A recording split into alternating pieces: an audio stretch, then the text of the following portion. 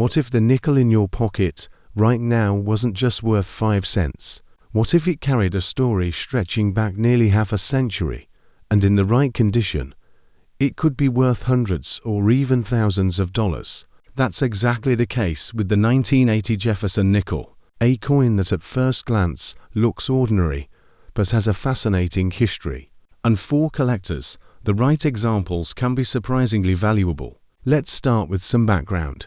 The Jefferson nickel has been a staple of US coinage since 1938, when it replaced the Buffalo nickel. Felix Schlock, a German-born sculptor, won the design competition held by the US Mint, and his artwork has been at the center of American pocket change ever since. On the obverse, or front, of the coin, we see a left-facing portrait of Thomas Jefferson, the third President of the United States and the principal author of the Declaration of Independence. On the reverse, you'll find a detailed image of Monticello, Jefferson's famous Virginia estate. This pairing of Jefferson's profile and his home has made the nickel one of the most recognizable US coins of the 20th century. By the time 1980 rolled around, the Jefferson nickel had already been in circulation for more than 4 decades. It had weathered design adjustments, the World War to Silver War nickels between 1942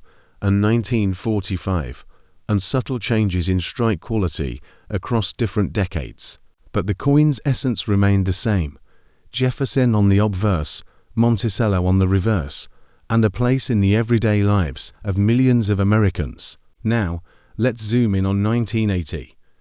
This was an important transitional year for US coinage. The late 1970s had seen rising costs of metals and a push to refine minting techniques, and by 1980, the mint was producing coins in massive numbers to keep up with demand. The Jefferson nickel was no exception. In 1980, 3 different US mints struck the Jefferson nickel: Philadelphia, Denver, and San Francisco. This year is especially notable because it marked the first time the Philadelphia mint added a P mint mark to its coins, something collectors now take for granted.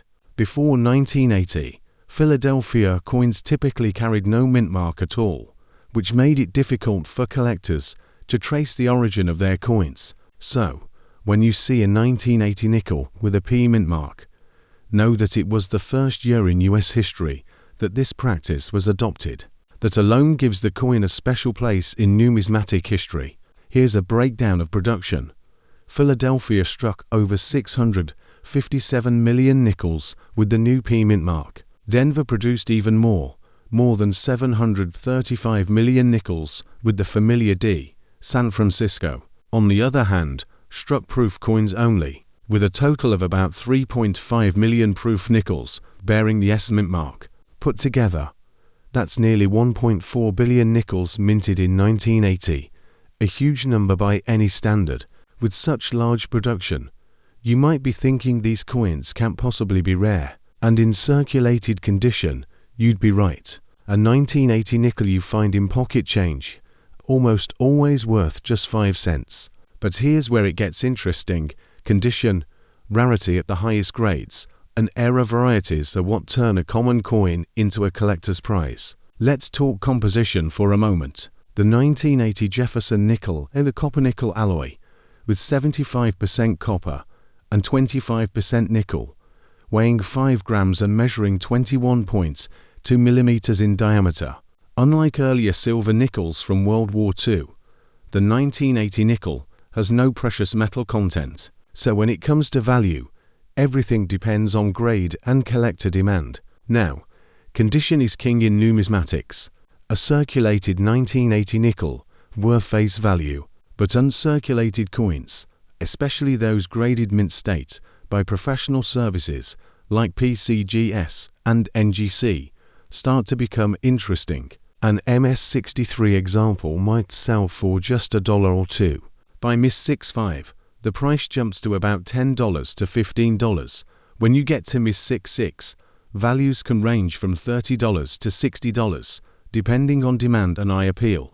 But the real leap comes at MS-67 and above. In these grades, coins become genuinely scarce.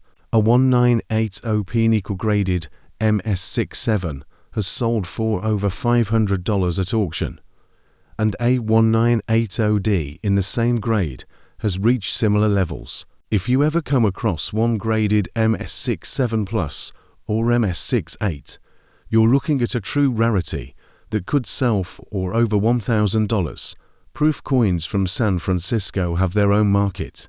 A 1980S proof nickel in PR67 is worth around $5 to $8, but higher grades like PR69 Deep Cameo can reach $20 to $40.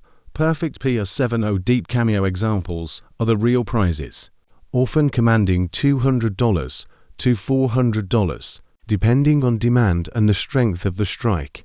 Collectors especially look for those with deep mirror fields and frosted devices, which make the coin visually striking.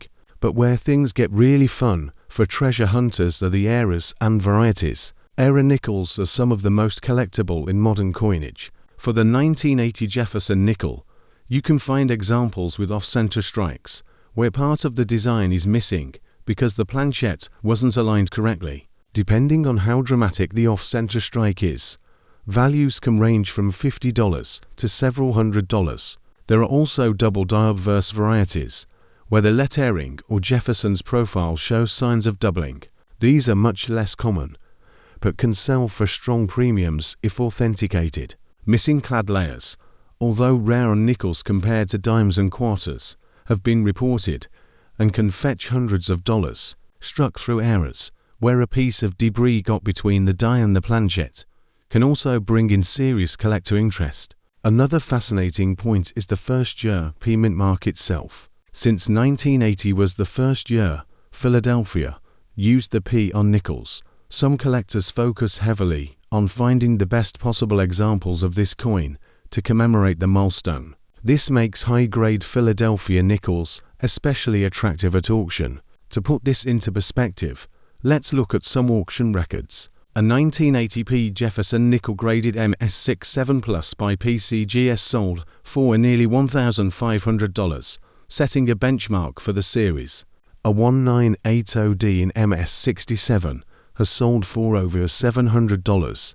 Even proof nickels have surprised collectors, with perfect PR70 Deep Cameo examples hitting $400 to $500, and era coins, depending on severity, have crossed the $1,000 mark when the right buyers are competing.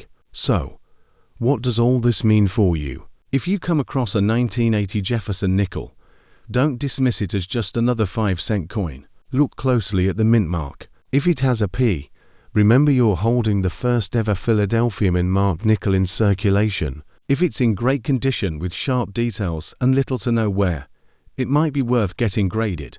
And if you spot something unusual doubling, off-center designs, or strange surfaces, it could be an era coin worth far more than face value. At the end of the day, the 1980 Jefferson nickel reminds us that even modern coins can have hidden gems. Most people see a nickel and think nothing of it, but collectors know that history, condition, and rarity all come together to create value. The thrill of finding that one coin in pristine shape, or discovering an era that few others have, is what makes coin collecting so exciting. So the next time you're going through your change, pay attention to those dates and mint marks. The 1980 Jefferson nickel isn't just another coin, it's a milestone in US coinage history.